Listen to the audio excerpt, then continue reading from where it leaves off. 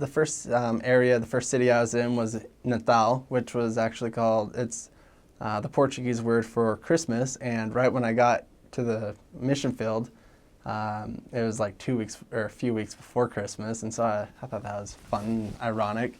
But basically, the city it's a big city. It's one of the bigger cities on the coast. They have a whole bunch of sand dunes that you got to walk through, and you got to hike over them, and you will get sand everywhere, but it's fun. And you learn to sand surf down. I don't know if that's allowed. It was in ours. I don't know. Anyways, but it's just your typical city, you know. People have, you know, all kinds of traits for their careers, and I think it was a good first area to be in. The way you get around is by bus. Everything is by foot or by bus. It's very crowded in some of the areas that you'll be in. My first area, actually, they have things called favelas in Brazil, and it's basically the slums or just like the most sketchy places. And I didn't know this, but just, you know, about a mile from our house, we were able to go in and out. A couple missionaries before us was actually, rumor has it, was teaching, you know, giving the lessons to the king, not the king, I forget what they call him, but basically he was a drug lord and ran the favela. But he was, you know, he was very receptive and talked with the missionaries. Obviously, it didn't go far. But so we were able to just go in and out and whatnot.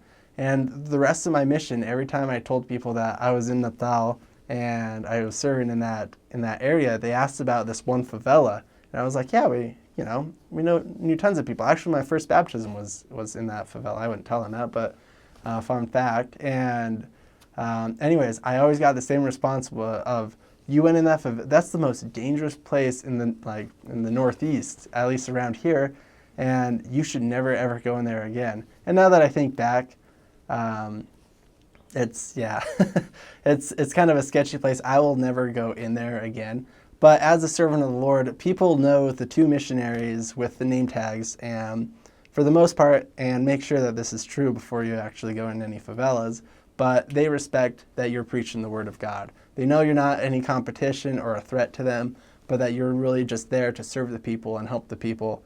And even the worst of the worst drug lords and people still, for some reason, very heavily respect that, you know, you're preaching the Bible, or, you know, preaching the gospel to them. So that was something fun. I didn't notice that until I was gone, that it was such a dangerous area.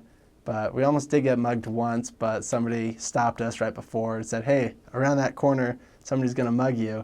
I like you guys a lot. My mom's a member, and you guys are really cool. So just go the long way home. And I said, okay, done. We will take the longest way home because there's apparently a couple of guys who are about to jump us up there. So you're protected out there, but not if you're being dumb. So if you're doing everything right, you know, you'll be protected. So